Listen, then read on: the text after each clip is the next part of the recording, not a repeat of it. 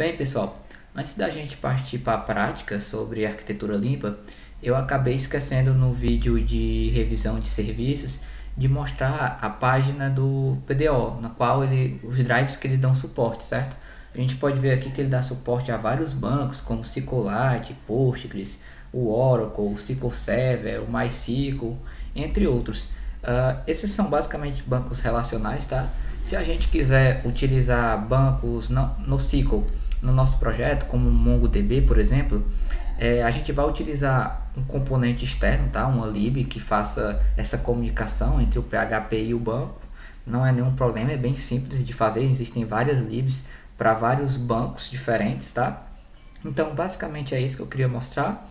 E agora a gente vai realmente partir para a prática, tá bom? Bem, eu já estou aqui com o projeto aberto e recapitulando um pouco sobre a aula passada, onde eu apresentei os conceitos da arquitetura limpa. A gente pôde ver uma representação dela, os 4 círculos ali representando uma camada, onde o círculo mais externo vai sempre adentrar no ciclo mais interno, certo? E nunca o inverso, o ciclo mais interno nunca vai saber o que existe no ciclo mais interno, tá bom? A gente viu ali aquela outra imagem, onde no ciclo mais interno a gente vai ter classes mais abstratas, onde raramente mudam, e nos ciclos mais externos a gente já vai ter essa mudança mais frequente, tá bom? Então, pessoal, eu vou começar aqui atacando pelo maior dor, digamos assim, da arquitetura limpa, certo? Que é a camada de domínio, a camada de regra de negócios, tá? O que eu vou fazer aqui, pessoal? Eu não vou modificar nada do que eu já tenho aqui, tá? Nesse controller, model, service view. Eu vou continuar utilizando ali o diretório source, tá? Porém, eu vou criar outras camadas, certo? Para a gente no final poder fazer uma comparação dos benefícios ou até mesmo ver que a gente pode aplicar pequenas melhorias nesse projeto que a gente já tem aqui. E os impactos da arquitetura limpa, certo? Se ela é prejudicial em algum momento do software, tá? Então vamos lá. Na explicação passada eu até mostrei, a gente falou sobre os círculos lá, que a gente tem duas regras, digamos assim, né? Duas regras de negócio. Uma que é mais a regra da aplicação, que seriam os use cases, e a outra seriam realmente as entities, né? Que seriam realmente as regras de negócio, onde as use cases elas iriam manipular essas entities, certo? Porém, pessoal, eu vou ser sincero para vocês, eu não vejo aquilo na prática não, tá? Eu não vejo camada de use case, camada de entes, tá? Só se alguém realmente quiser, como é que eu posso dizer? Quiser realmente seguir bem detalhado a arquitetura limpa, tá? E por que a galera não segue isso? Porque existem formas melhores de nós moldarmos o nosso domínio. Um exemplo bem claro é o DDD, né? Domain Drive Design, onde nós temos ali uma abordagem de como a gente construir domínios mais ricos, domínios mais manuteníveis. A gente vai construir ali regras de negócio melhores implementadas, eles vão ter muitas dicas. Eu não sou um expert em DDD, tá?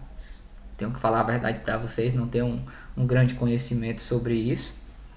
Mas a gente vai aqui criar uma mesclagem, digamos assim, do DDD com arquitetura limpa, pelo menos o básico do que vocês deveriam fazer, tá? Que é o que eu implemento realmente. Então vamos lá, o que eu vou fazer aqui, pessoal? Primeiramente, eu vou criar um diretório chamado domain, tá? Aqui vai ter todos os meus domínios, galera. E o que é o domínio? Como eu já falei, é a nossa regra de negócio, seria como se fosse a nossa model. Lembra que eu já falei sobre nomenclaturas? Hoje em dia o nome domain, que significa domínio, é mais relevante do que model, tá? Então, se vocês quiserem continuar com a arquitetura utilizando serviços de um MVC com serviço, mas se vocês quiserem utilizar o nome domain ao invés da model, não tem problema, pessoal. Basicamente é questão de nomenclatura, depende da equipe de vocês, tá? Do conhecimento que vocês têm entre si, tá bom? Então vamos lá. O que eu vou fazer aqui, pessoal? Eu vou seguir aqui meu diretório de domain, de model, tá? Então o que eu vou fazer? Eu vou criar aqui uma classezinha, aliás, primeiramente eu vou criar um diretório aqui para representar o domínio de subscription, tá? Aqui nesse projeto, teoricamente, a gente não ia precisar fazer isso, tá? Porém, em um projeto maior seria bom nós criarmos subdiretórios, digamos assim. Então a gente vai ter uma camada domain e dentro dela vai ter todos os nossos domínios, tá bom? Eu vou criar aqui subscription, tá? Um domíniozinho. E eu vou criar dentro dele um diretório chamado subscription, tá? A ideia já me ajuda aqui, implementando algumas coisas, certo? Bom, pessoal, basicamente é isso. Nós temos um domínio de inscrição, tá? No caso aqui, a gente podia ter, sei lá, um sistema maior. A gente podia ter um domínio de usuários. A gente, numa venda, poderia ter um domínio de produtos, por exemplo.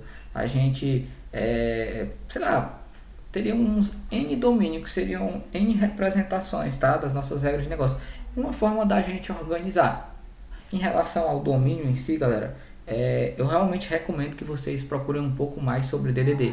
Existem livros, existe acho que um livro do Eric Evans, que se eu não estiver enganado foi o criador ou idealizador do DDD, tá? Eu recomendo muito que vocês deem uma estudada, porque vocês vão criar domínios melhores, tá? Então, o que eu vou fazer aqui, pessoal? Se a gente vier aqui no nossa model, o que a nossa model ela utiliza, certo? Ela utiliza um validator, certo? Ela utiliza um repository, passando uma dependência para esse repository e ao final a gente utiliza a classe e-mail.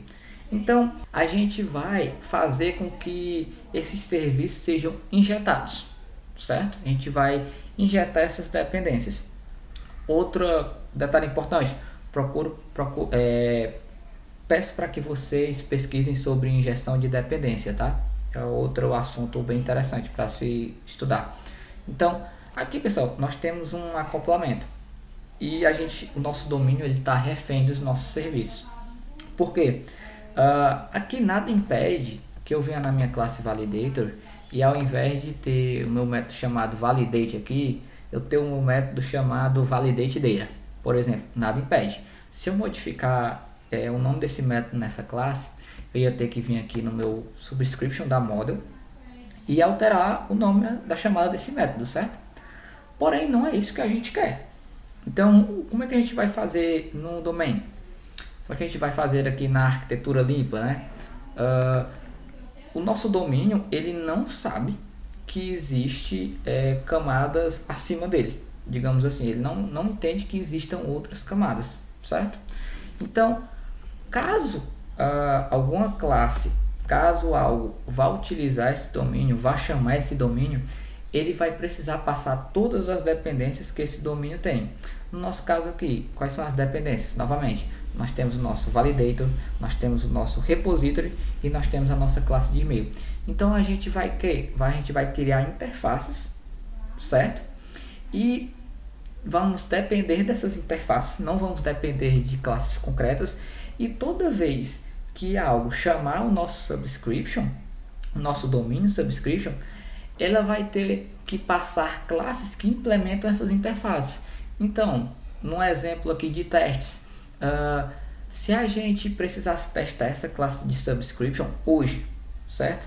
Nós iríamos ter que obrigatoriamente utilizar uma conexão aqui, certo? A gente ia ter que utilizar banco de dados, a gente ia ter que enviar o e-mail. Não tem como a gente fugir disso, tá, pessoal? Infelizmente a gente não vai poder fugir disso. Porém, do jeito que eu estou falando aqui, a gente implementando a gente dependendo de interface, não importa como essas interfaces vão trabalhar, tá? A gente só vai esperar o resultado. Basicamente é isso. Então vamos lá na prática. Eu vou criar aqui, pessoal. Eu vou criar aqui uma interface chamada validator mesmo, tá? Ela vai ser uma interface. Eu vou adicionar aqui um método, um validate, certo? Vai receber um array de dados. Aliás, tá? Depois eu vou melhorar isso aqui. E ele vai retornar um booleano. Pronto. Outra coisa que eu vou fazer aqui, eu vou criar uma outra interface subscription. Vou colocar só de repository, tá? Repository. Vai ter uma interface, vai ser uma interface que vai ter um método save, que aqui eu vou receber um array de dados, certo?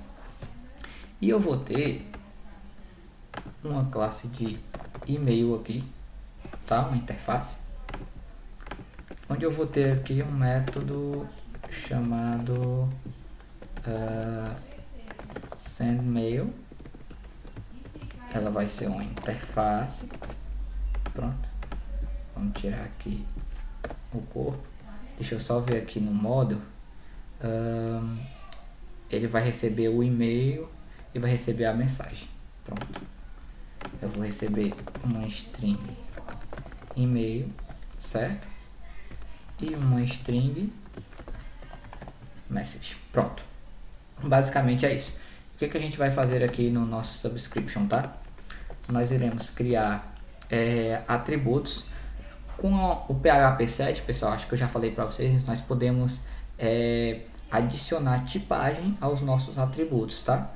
Então eu vou adicionar aqui validator, certo?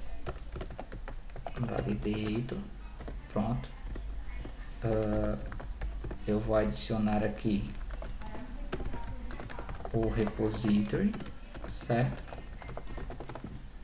E eu vou adicionar o tipo aquele e-mail. Pronto.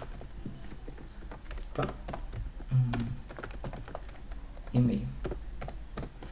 Aqui a gente não vai precisar colocar o use e o namespace, certo? Porque a gente está no mesmo namespace, tá, pessoal? E o que a gente vai fazer aqui no nosso construtor, certo? Toda vida que eu for utilizar essa classe aqui, eu vou precisar passar uma dependência que seja do tipo validator, certo? Eu vou precisar passar outra dependência que seja do tipo repository, certo?